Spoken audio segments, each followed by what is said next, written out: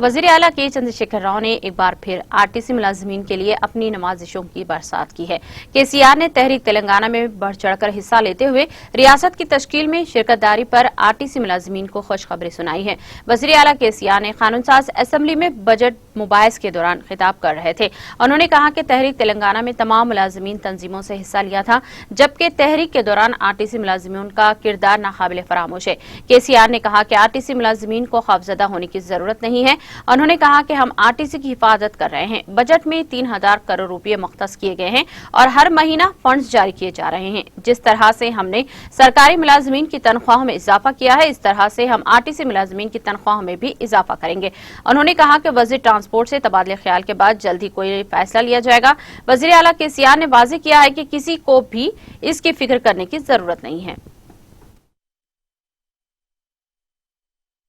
నేను చాలా గర్వంగా చెప్తా ఉన్నా, ఈ మాట ఈరోజు చెప్తలేను, రాజకీయాల కోసం కూడా చెప్తలేను అధ్యక్ష. ఉద్యమ నాయకునిగా నేను ఉద్యమం నడిపే రోజులలో అనేక ఉద్యోగ సంఘాలు, టీఎన్జిఓతో పాటు అనేక సంఘాలు irrespective of their unions Telangana సోయితో వచ్చి అద్భుతంగా ఉద్యమంలో పనిచేసినారు. బెదిరింపులకు ఒత్తిళ్లకు లొంగకుండా కూడా పనిచేసినారు. మనం రాష్ట్రం అయిపోతే ఆర్టీసీ ఎంప్లాయీస్ కాడ పోతే నేను చెప్పేది అధ్యక్ష, మీరేం భయపడే అక్కర్లేదు. ఏపీఎస్ఆర్టీసీ పోయి టీఎస్ఆర్టీసీ వస్తుంది. ఈ బోర్డు భగవంతుని దయవల్ల వచ్చింది అధ్యక్ష. ఇలా ఆర్టీసీని కాపాడుతూ ఉన్నాం. బడ్జెట్లో 3000 కోట్లు పెట్టినాం. ఎవ్రీ మంత్ వాళ్ళకి రిలీజ్ చేస్తూ ఉన్నాం.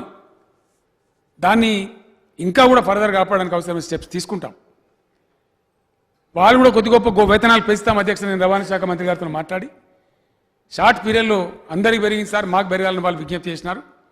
ఆర్టీసీ ఉద్యోగుల జీతాలు కూడా త్వరలోనే పెంచుతామని కూడా నేను తెలియజేస్తా ఉన్నాను అధ్యక్ష.